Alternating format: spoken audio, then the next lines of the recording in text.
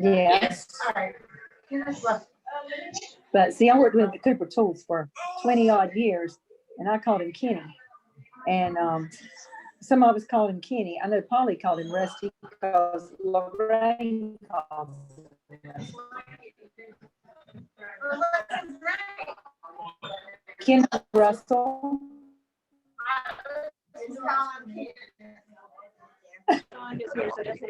Hit Russell, but I guess I rang, not Lorraine, I think. But they went to church at New Home, and that's where Polly, my good friend, went. And so a lot of them down there called him Rusty.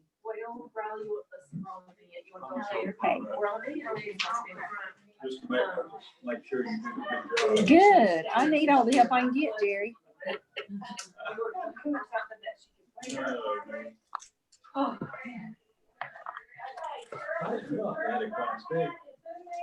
What is it?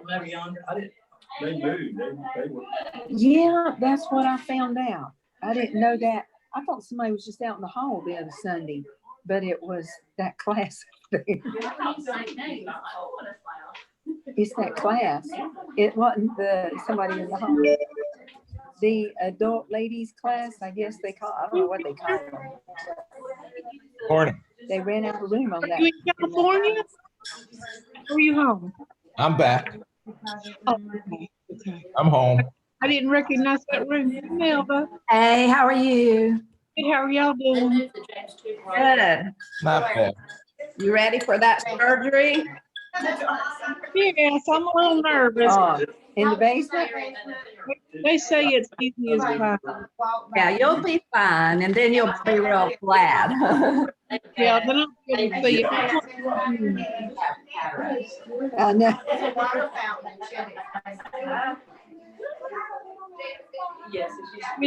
Is that what she said?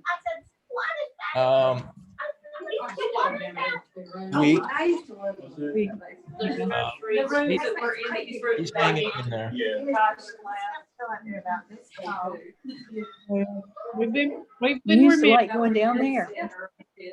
I taught middle school and high school was the last classes taught down there. And we had so little lighting, and then they put in some lights, but you could hardly see because yeah.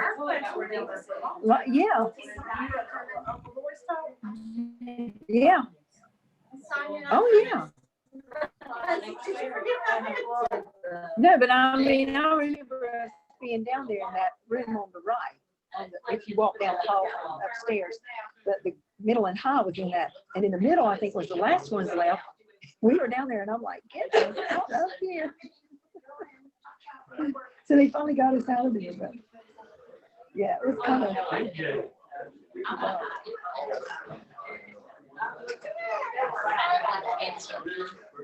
Oh my gosh, are you kidding me?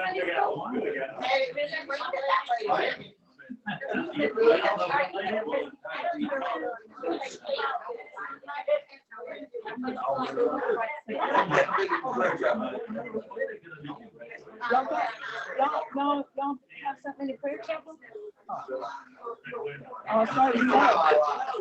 Well, I started to say I didn't know if y'all started that back. Hey, David.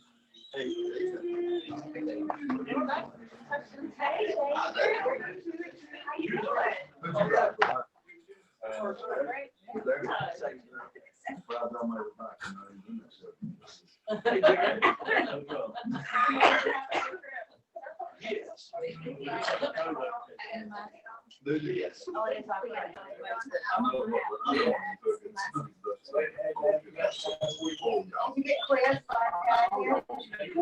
you see it? That was the hottest thing. Yeah, we got on the tour bus and run. But we were going like. Good, how are you?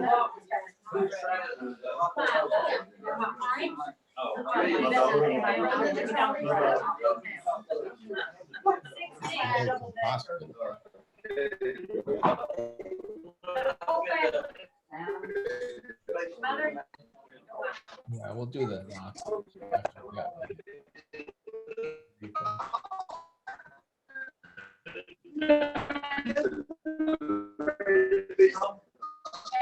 Sure. Cheryl's not with her.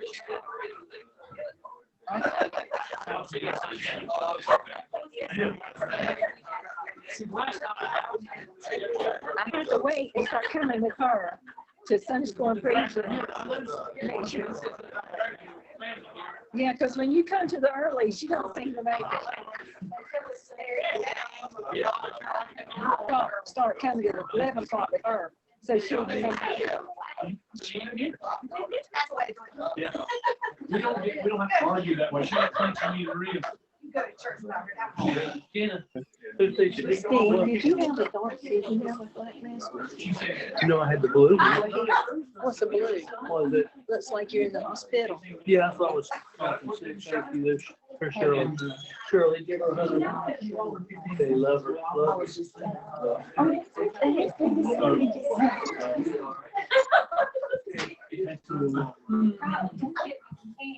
Hey, right over here, though.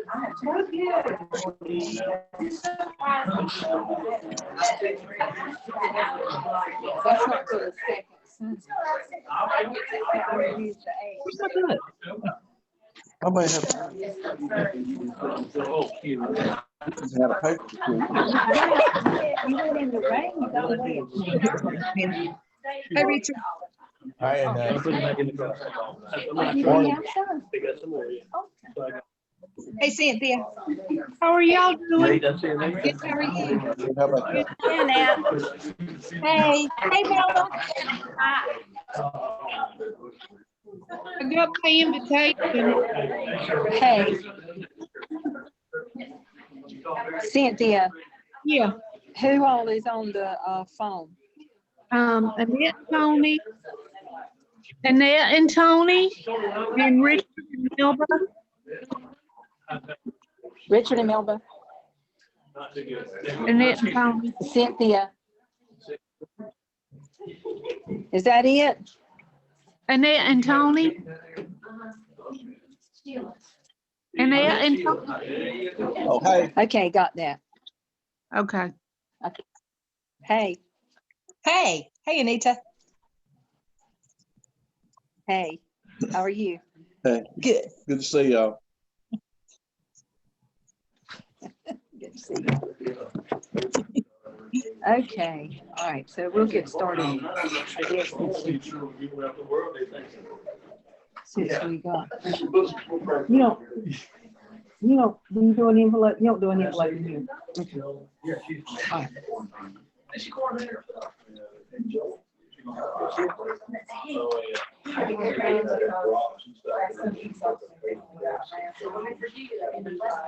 Yeah, can't take the check. There's a lot of people about that today. I mean, Caitlin, they have to. That messed up your sleep. Yeah. No, I ain't tried to- I done tried this one time. But, yeah. I'm out there. It is kicking back up.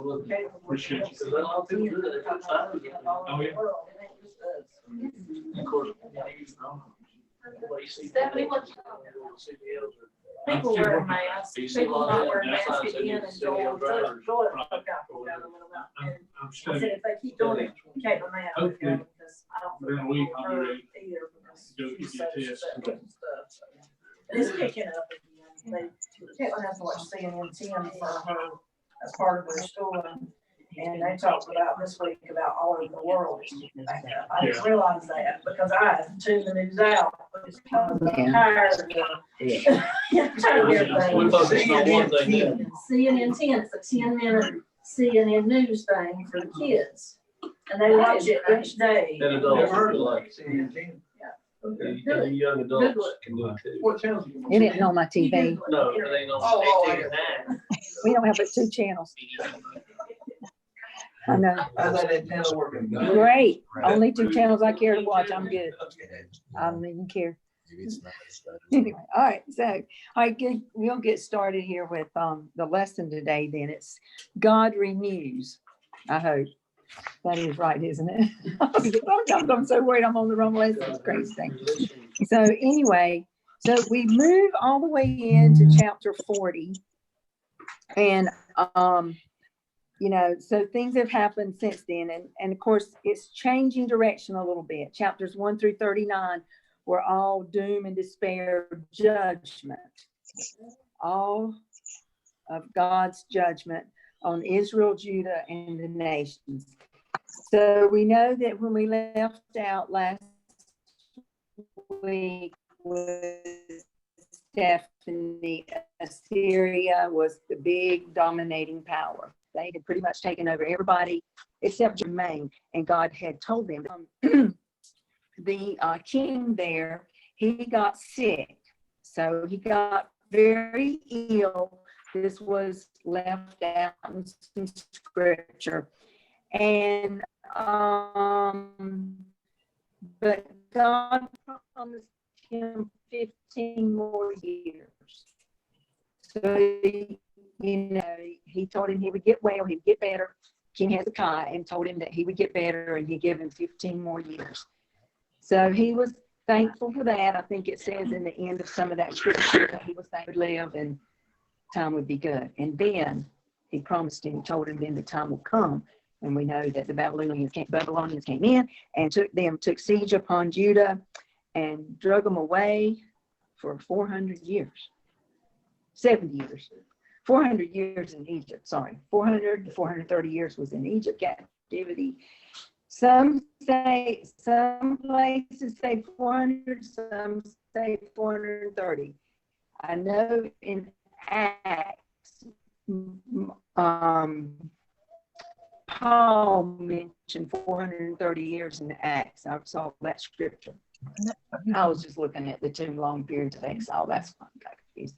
So anyway, but they went to Babylon for 70 years after that siege. But anyway, we know that the Assyrians did not take them over. I think that was the very next scripture after Stephanie's lesson where they camped outside.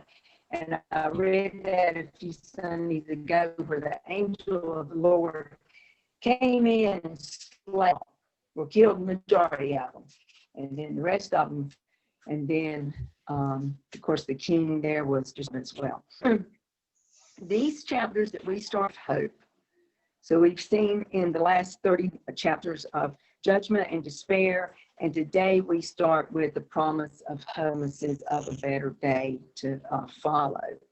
I liked in my commentary here where it spoke about in Israel, it spoke about this past time, and it said that the city's inhabitants would be stripped of their possessions, burned and destroyed. And that's what happened when Nebuchadnezzar came in and destroyed the whole city.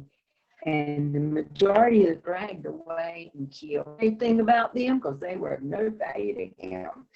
They only took the people that he could enslave.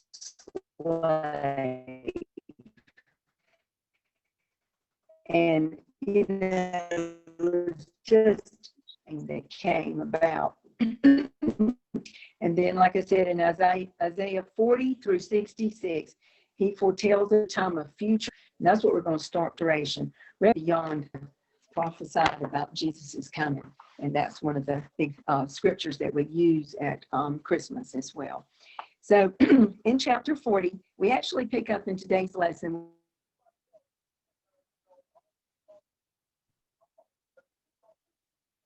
Here.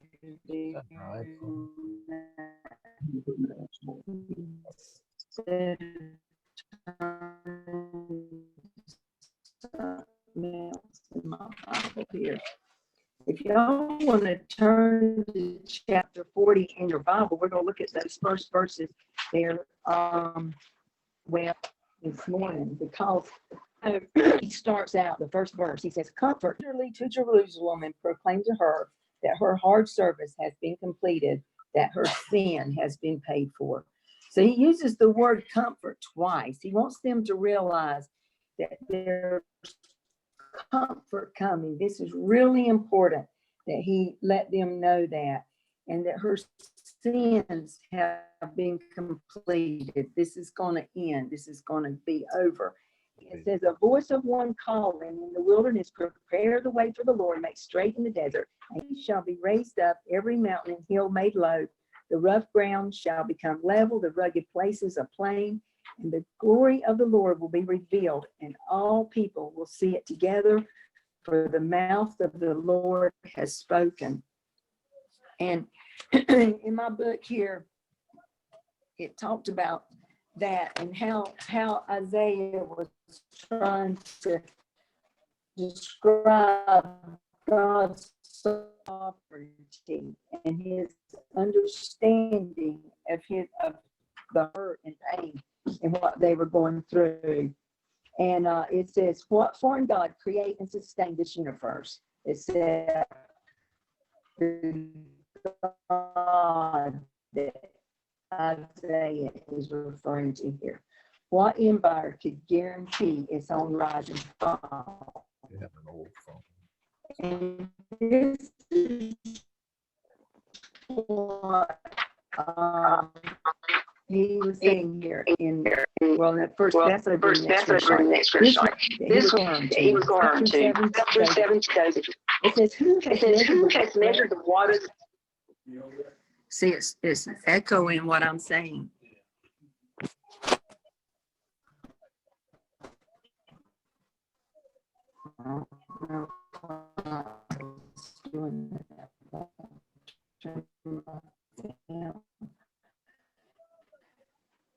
Who has measured the waters in the hollow of his hand, or with the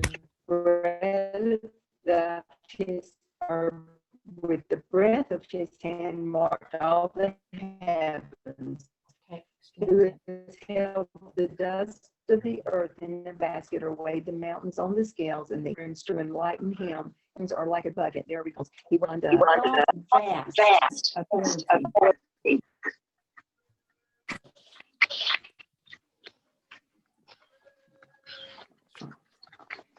Cynthia, that thing is echoing. I don't know why on my phone. I've got my sound cut completely. Does somebody else in the room have a phone on by chance?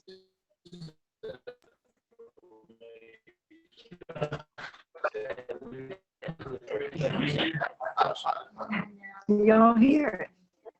Yeah. You might just need to turn your volume down.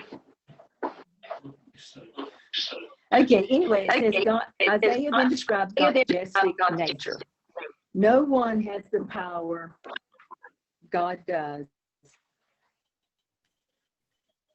No one guided the He created the universe. Turn your volume down, Nathan. I've got it completely off. I've got it on silent. No, the volume. Yes. That must be a Damien phone or something.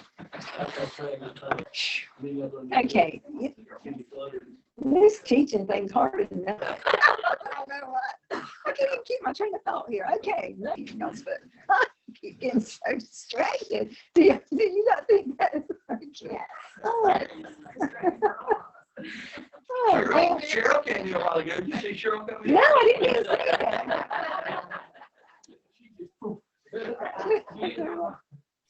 Okay. All right, verse 18. With whom will you compare God? What likeness will you set up for comparison with him? Okay. So first of all, like I said, he left out that first scriptures there, talking about all the things that God had done in his own power. Nobody had helped him in any way. And it said here in the first half of the chapter, the prophet spoke of future hope. But this hope was anchored in God. And he's comparing his power. He's saying, what, dear God? What likeness will you set compared, likeness of himself? So we see that, and we know that God has made us, created us all in the likeness of him. So we can't created us in his likeness, meaning that we are like him in some manner. When we have children, most of the time they are somewhat like us. They favor one of us, or they have actions like us. They're in our likeness. So we see a resemblance. So that's the same thing he's here. He's using, whom can you compare God? What likeness can you set apart? So we know that Adam and Eve were created in his likeness, yet men here are tempted to try to think we are in the likeness of God and that we can do things on our own. We can't create something without what God has provided us. Worship something other than God himself. Why? When we see that, You can see it. yeah, I think that's what draws people. You can't see God. yeah, You never can see God. no, All faith, right? yeah, that's true. And that's what's hard to explain to somebody that don't know God. Where is he? Where is this person? Yeah, where is this spirit that you're speaking of? You know, that's difficult. That's difficult for someone to understand. We understand because of being in church all our lives. We just trust. But that's hard when you can't see, feel, or touch it. So anyway, and he said, how can we compare to anyone, one who created the one who created us? And my commentary said here that what foreign king could create and sustain the universe? You know, that these people wanted a king and that God gave him a king. And it says none. What empire could guarantee its rise and fall in human history? None. Assyria, look, it was the world dominant kingdom. And what did God do? He came with the death angel and killed them, or his own angel and killed them, slayed them. He didn't need anybody to help him with that. He was on his own. So like I said, it says that let us, like it said in Genesis, let us make man in our image according to our likeness. Yet people would erect a wooden or metal object to worship instead of God. And that's what our lesson is about today, is again about idols as we continue. It says, which is so shameful and ridiculous. Yet we do the same thing. Anything that comes between our allegiance to God and our daily lives is an idol. That was what I read that definition of idol here a couple of weeks ago when I taught my lesson. Yeah, right here it is. Anyone or anything that comes between us and our allegiance to God. Doesn't have to be what we're going to talk about in today's lesson, a form of some kind. It can be anything that comes between us and God. So verse 19 says, an idol, something that a smelter casts and a metal worker plates with gold and makes silver chains for. A poor person contributes wood for a pedestal that will not rot. He looks for skilled craftsmen to set up an idol that will not fall over. He's speaking to them like, how foolish.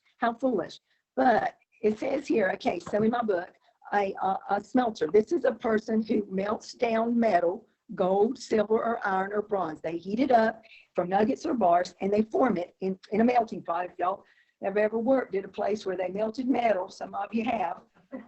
Yeah, I sure did too. Several of y'all worked in a foundry, and you saw that take place, you know, and that hot metal comes out of that furnace, and then the hammer comes down and forms it into, well, the cooper, it formed it into whatever we wanted it to be.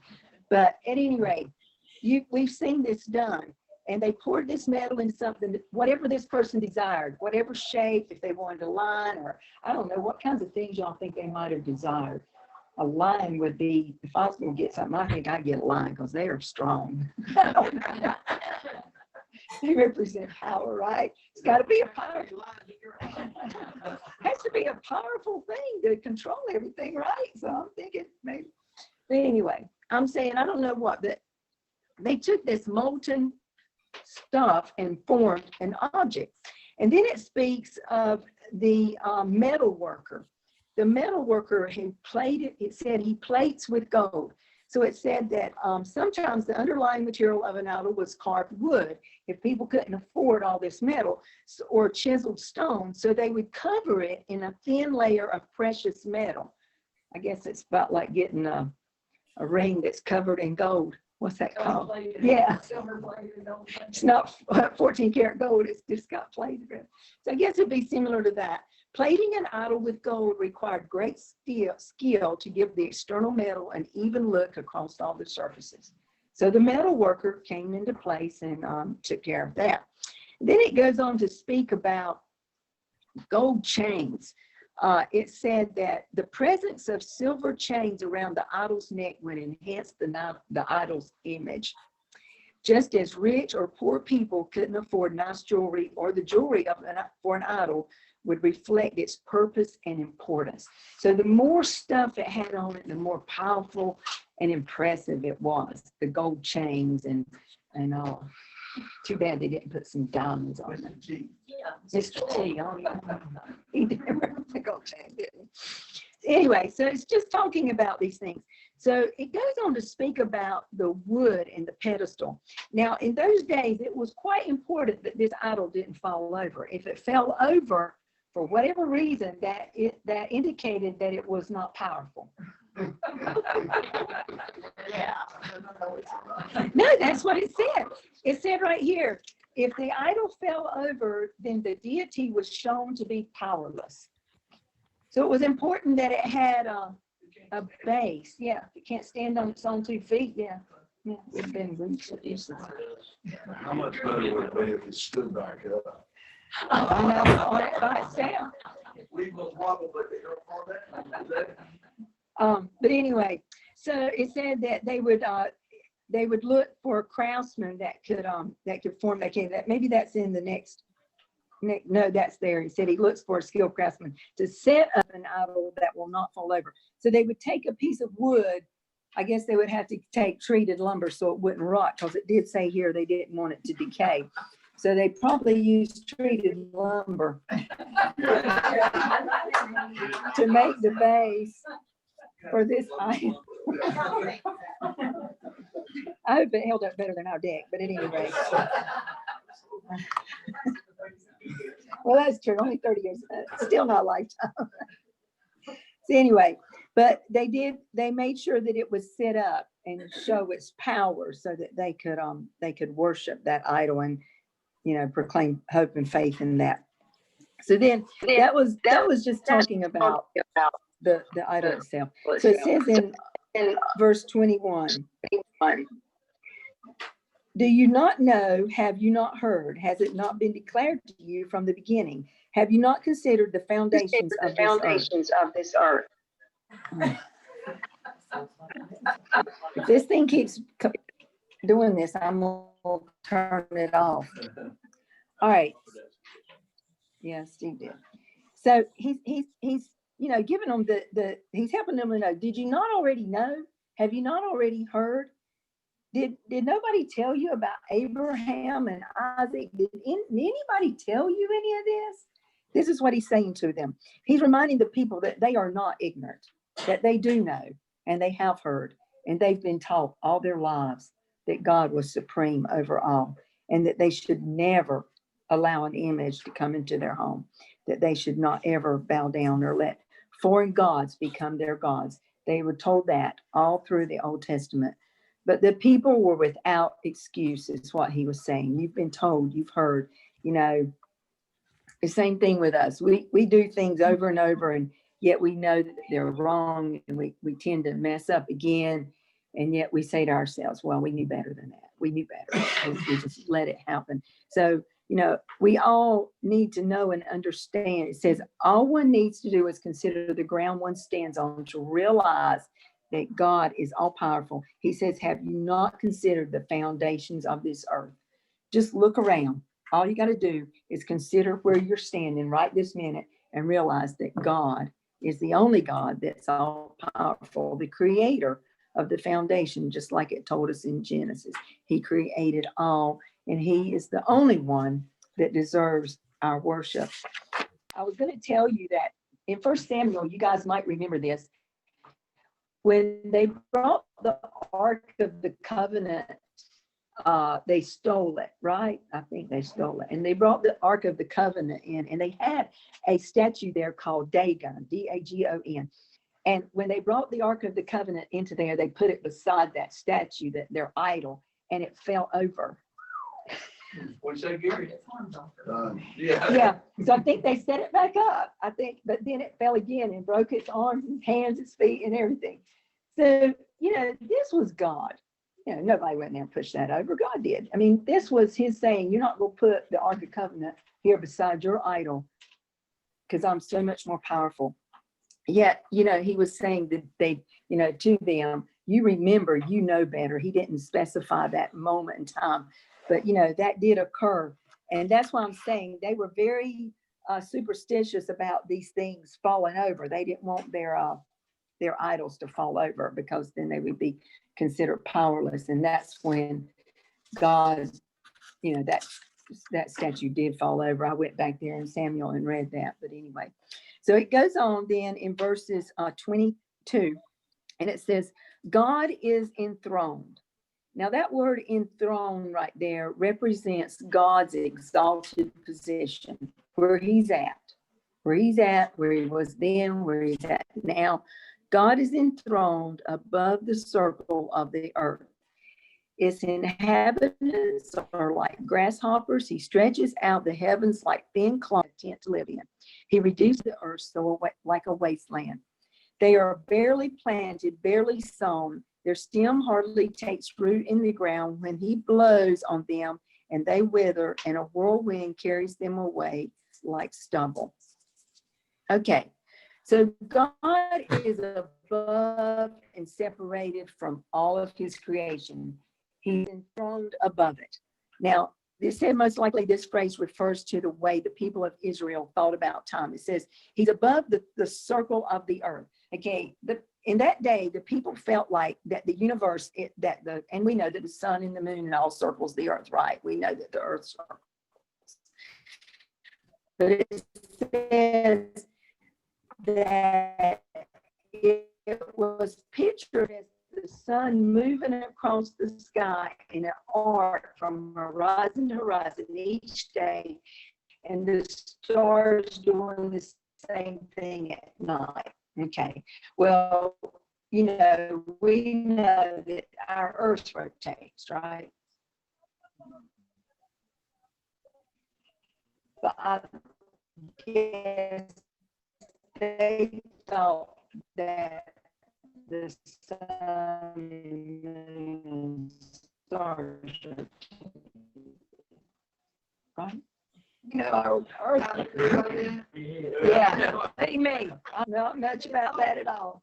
I do at the back of my house because the sun's too. Steve explained. Coming up here.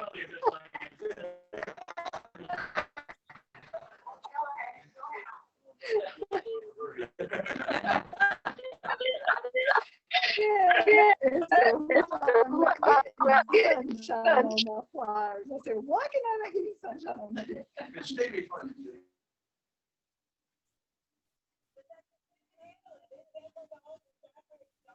Could be the weather. No, it's like this every week. Hmm?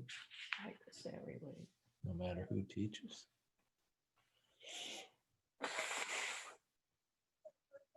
Uh-oh, Now her video went away. we lost a teacher. It's not a good Zoom day, is it? It's not. And it's probably the Wi-Fi at church. Oh, yeah. I have a feeling, yeah. I think they need a new, a more They- powerful. They need something. Of course, I don't think many classes are using it anymore, so it shouldn't be overloaded. I don't know what the problem is.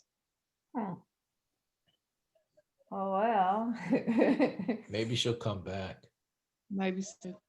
We could have our own class. We could do that. You wanna teach, Mel, you go ahead. Let's see, where did she get? I don't know where she left off, to tell you the truth. Oh, she was saying something about gravity. Remember? Oh, yeah, the universe. Uh, I know she was to at least verse 22.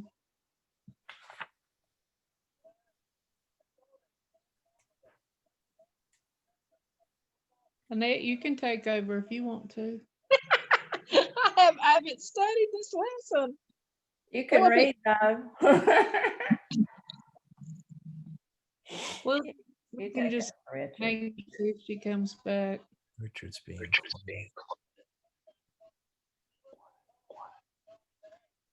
Wow, you can hear. Annette, I got my baby shower invitation yesterday. I'll probably just have her gift delivered. That's normally what I do. okay, that's fine. When's the baby due? In 12 weeks. Ooh, how exciting. Yeah. Is that like late January? 19. Okay, middle, okay. Mhm. Do they have a name picked out? I'm not asking you to share it if you know, but I think they've got 3 that they have to decide on one. And I couldn't tell you okay. what they are if I had to. Yeah. Yeah. Oh, How's she feeling? She's doing good. She's doing Good. good. She had a little shower. One of her friends.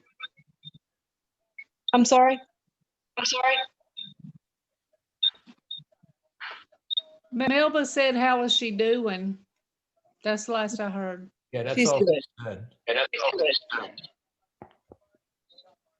Is that Tony? No, it's me. Oh, a reverb.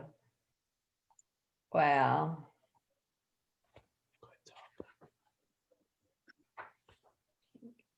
Coming back. What did I do?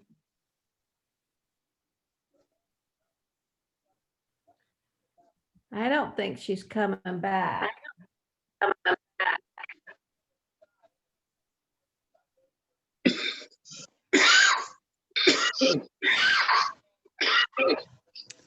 Send her a text message.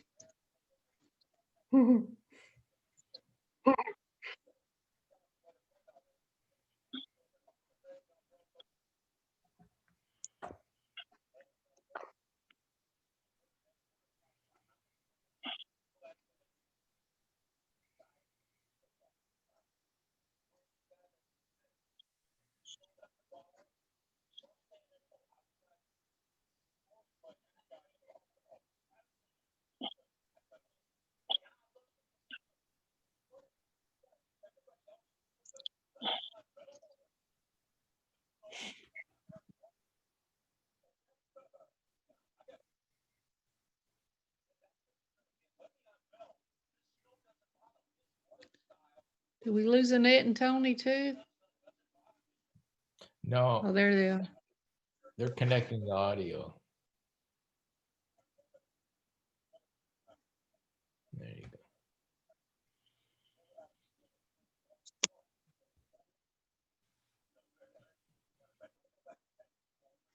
Well, I know Jerry's there. I know he has his phone, but we've not turned on.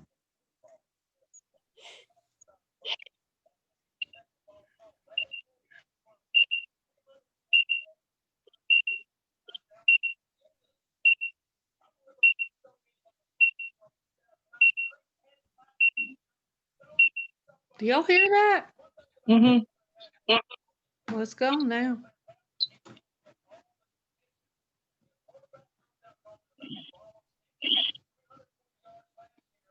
I feel like I can still hear them.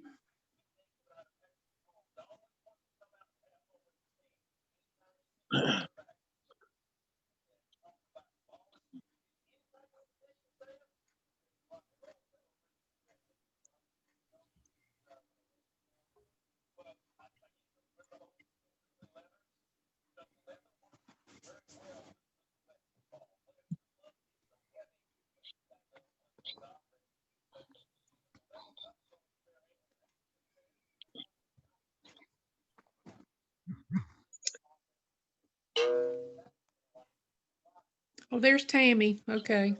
Hi, Tammy. Hey, Tammy. Blow them away like a whirlwind carries away little stubble. So just like every year, the spring comes and we grow flowers and we grow grass, and then the fall comes and it all dies and it blows away, just like shadow in the field, it blows away. And that's what he's referring to, these people, that they're just so small, but yet they think that they are so great and mighty. And compared to how we ourselves think of ourselves, we have to make sure we don't think of ourselves higher and mightier than God in the same way. All right, verse 25, it says, "To whom will you compare me? Or who is my equal?" Asked the Holy One. "Look up and see, who created these? He brings out the stars by number, he calls all of them by name. Because of his great power and strength, not one of them is missing." They said, "Thank you," so they must be back. Go ahead. All right. Okay. Now, where was I at now? Okay, so he asked if anyone could compare themselves to him. To whom will you compare me, or to my equal? Again, he's talking about God challenged these people to acknowledge his uniqueness. He's challenging them to compare him to what they will. But he, of course, and then who does he call him? Asked the Holy One. It said this was Isaiah's favorite term to call God the Holy One. And it said that Isaiah, that just showing him so perfect, God's morally perfect character, perfect, all knowing, all powerful, and the same all the time for everybody, no matter where they are in their lives. He says, "Look up and see who created these." Now he's back to talking about the stars. He said, "He brings out the stars by number. He calls all of them by name. Because of his great power and strength, not one of them is missing." Now, you know, if you go out there tonight and look at the stars, it's a pretty clear night. You cannot tell if one star is missing, can you? Now, if it's a real cloudy night, you might can tell that some are missing because there won't be any stars out because it'll be real cloudy. But he's saying here, he knows them by name. He knows every single star that he created, and every single night, those stars are all there, just as God had created them. And again, like I said, in the ancient Near Eastern regions, the heavens and stars were thought to represent gods. This was their pagan belief. And for them to know that the mass amount of stars that there was, and for Isaiah to be telling them that he knows them by name, he knows each and every one of them. You know, this was a massive amount of information to them because they worshiped those things, and yet they couldn't know all the stars by name. So he was telling them how great he was. So then he goes into verse 27. He says, "Jacob, why do you say, and Israel, why do you assert? My way is hidden from the Lord, and my claim is ignored by my God. Do you not know? Have you not heard?" Again, he's saying the same thing. Had you not already known? Have you not already heard? The Lord is the everlasting God, the creator of the whole earth. He never becomes faint or weary. There is no limit to his understanding. He gives strength to the faint and strengthless and powerless. Youths may become faint and weary, and young men stumble and fall. But those who trust in the Lord will renew their strength. They will soar on wings like eagles. They will run and not become weary. They will walk and not faint. All right, so first of all, he addresses Jacob and Israel, which is one nation, okay? We know that the descendants of Jacob, whose name was Jacob, he changed his name to Israel. God changed his name to Israel.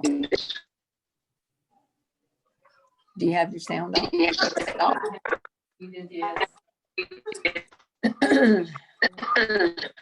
Somebody must have headphones on the side. But need to turn hers off. Oh my goodness. Okay. So he says, my way is hidden from the Lord, and my change is ignored by my God. All right, so what they're saying here is they feel like God has forsaken them. So that's when I was thinking about all the years of that they were in captivity. 70 years, 400 years. Wouldn't you think you had been forgotten? We go through a hardship, we go through a hard time that lasts 2 years, 5 years, 1 year. And yet we still want that hardship to end today.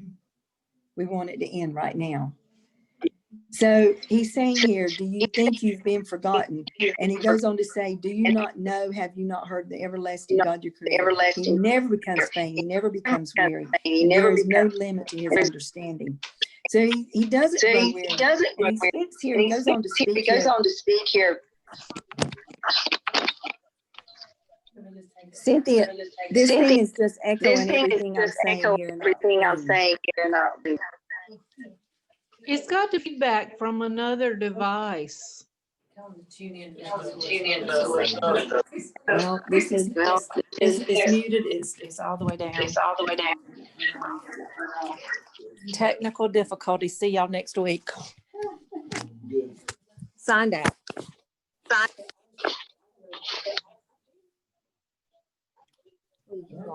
It's still echoing. He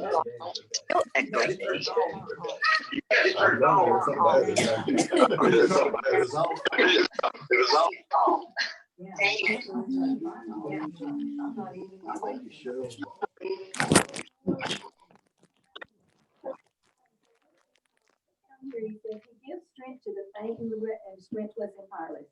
Youths may feel faint and weary, and young men stumble and fall, but those who trust in the Lord will renew their strength. They will soar on wings of eagles. They will run and not become weary. They will walk and not faint.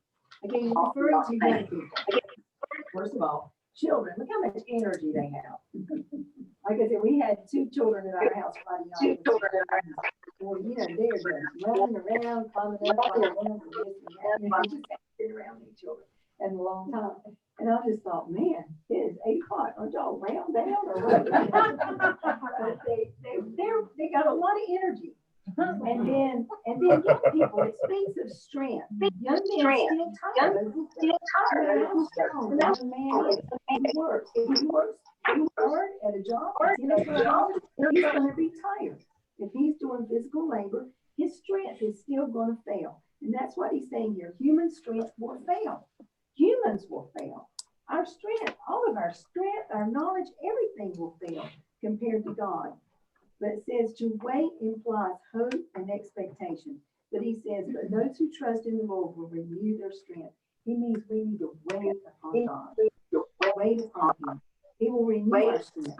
Maybe not our physical strength that we had when we were 75 years old. No, we won't have that strength. No, we won't have strength, but we don't have strength in letting him run our life, rule our life, direct our paths for us. Or they will run, they will walk. So he's talking about running and walking, about movement.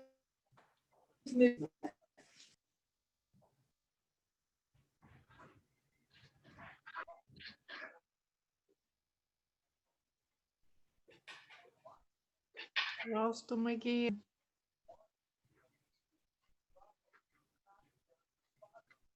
I can hear some audio. But lost the video. I can't even hear her pic. There's not a picture for them. No video.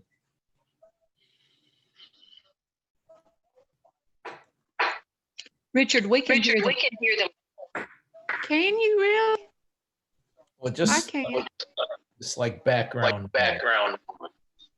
Just background. You can't understand.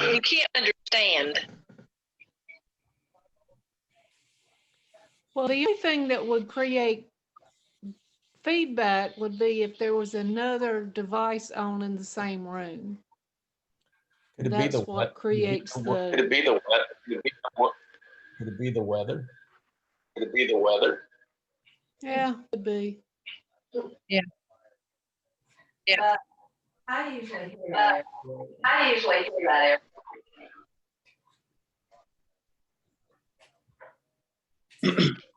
Maybe I should have said phone, Gary.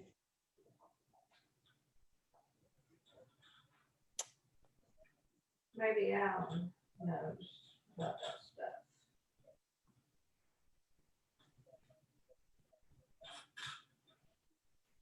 Still early, it's not over anyway. I mean, I hate it, but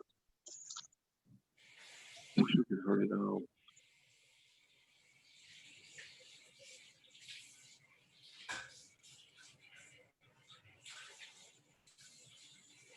Vilma, Vilma.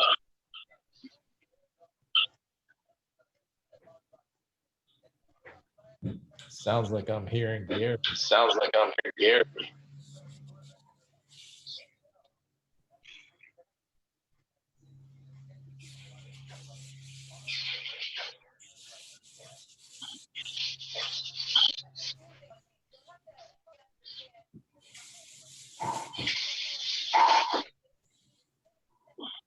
You can hear him anytime.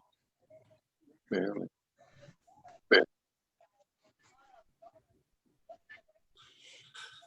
What do you do? Yes. Over the air. Now, with the thing come over the air.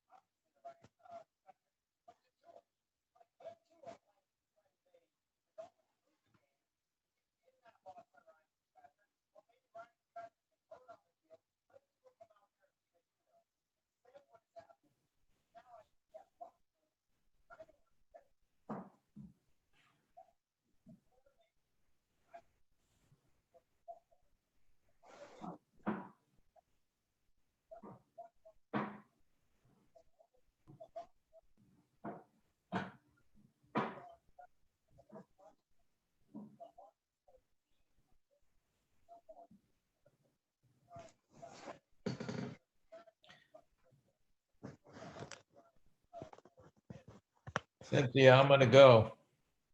Okay, I'll see you next week. Hopefully it'll be better.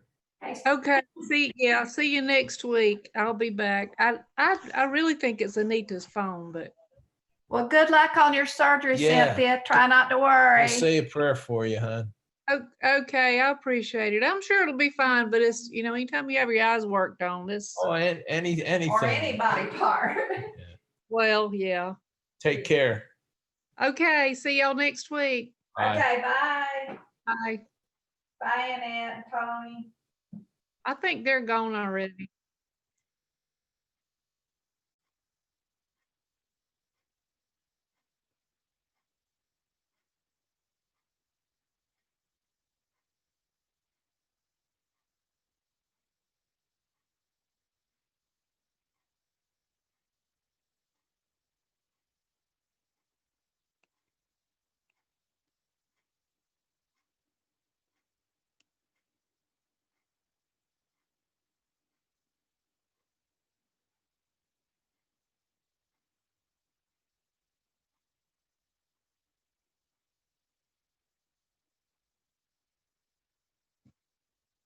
Mm.